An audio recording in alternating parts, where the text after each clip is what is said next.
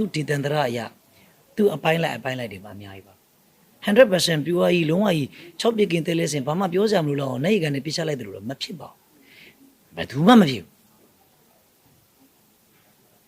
ဘာလို့လဲအဲ့လိုအားမရပါဘူးလို့ပြောနေတဲ့လူတွေကိုလည်းခုချိန်ထိအားလုံးမပြောဘူးနော်အဲ့ဒီလူတချို့ဒီလမ်းပေါ်မှာကားမှန်ချပြီးကွန်သွေးထွေးတုံးဗျရေမြောင်းနဲ့အမိုက်ပြတုံးဗျအဲ့ဒီလူတချို့ပဲအဲ့လိုနိုင်ငံလဲကွာစီပင်လဲဘာလို့နေမှမသိဘူးကွာ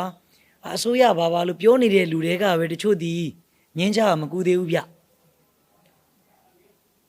မီလီယာဝါမလို့နေမလို့ဖြစ်လို့ရင်ဖြတ်မောင်းသေးတယ်ဗျ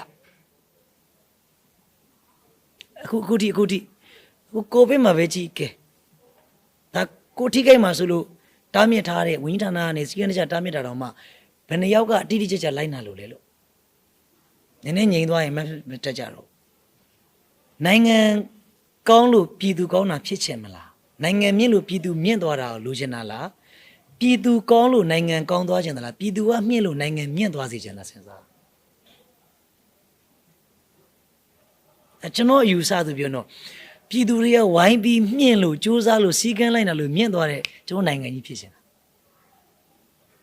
လာလူ2020မှာရောအမေကိုသမနာဖြစ်စီချင်လားပေါ့နော်ဒီပိုင်းကျတော့လည်းဒါနည်းနည်းသားတယောက်အနေနဲ့အမေတယောက်ပုံမှာမြင်တဲ့အမြင်ပြောအမေတအားပင်ပန်းနေပြီဗျ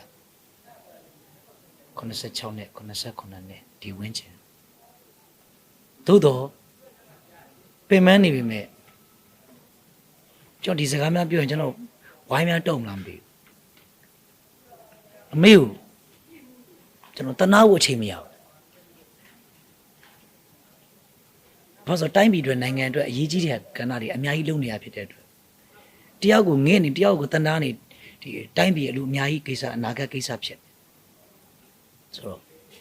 မတတ်နိုင်တော့ဟော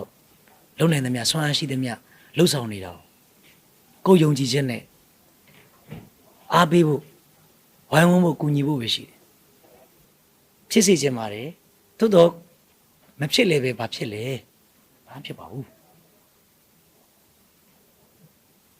မဖြစ်လေပဲဘာဖြစ်လဲဘာမှမဖြစ်ပါဘူးဗျတိုင်းပြည်ရဲ့အနာဂတ်မထိခိုက်ဘူးပဲ့မပါဘူးပဲလို့ဇက်ကတလို့တခါတည်းကျရင်ဇက်ကရင်မင်းသားမှမဟုတ်ဘူးဗျနောက်ကဇက်ပူးတဲ့နေရာကပေါ့နော်အဲ့နေရာအဲ့လိုပူကြိုက်သွားမှလည်းရှိတတ်တယ်။ तू ကဇက်ကိုဆွဲခေါ်သွားမှလည်းရှိတတ်တယ်။ပြောချင်တာနေရာထက်လို့ရကန်ကြီးနဲ့အတွေ့